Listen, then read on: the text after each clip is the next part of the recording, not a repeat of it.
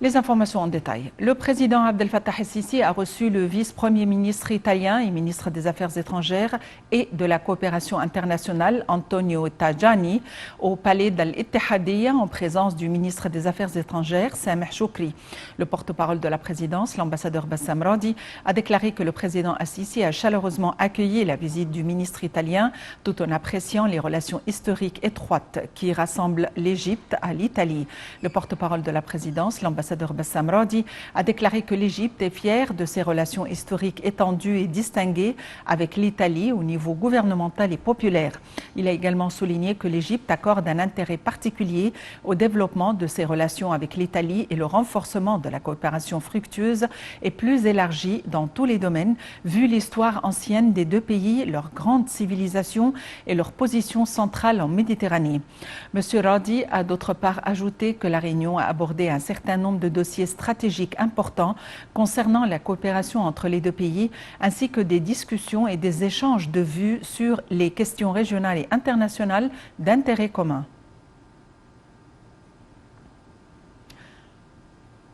Dans le même contexte, le ministre des Affaires étrangères, Sameh Choukri, s'est entretenu avec le vice-premier ministre italien, ministre des Affaires étrangères et de la coopération internationale, Antonio Tajani, des moyens de relancer les relations bilatérales. Les pourparlers ont porté aussi sur les concertations entre les deux pays en ce qui concerne la lutte contre l'immigration clandestine et la guerre contre le terrorisme afin de réaliser la paix et la stabilité. Le point. Suite à leur rencontre, le ministre des Affaires étrangères, Sameh Choukri, et son homologue italien, Antonio Tajani, ont tenu une conférence de presse conjointe. Au cours de cette conférence, M. Choukri a souligné que les discussions ont porté sur les moyens de renforcer les relations bilatérales ainsi que de la situation sur le plan régional. Ils ont aussi discuté de la coordination entre les deux pays sur la lutte contre le terrorisme et l'immigration clandestine afin de réaliser paix et stabilité. Selon M. Choukri, l'Italie est le premier partenaire de l'Union européenne à la coopération avec l'Égypte, assurant l'importance des relations économiques et commerciales entre les deux pays.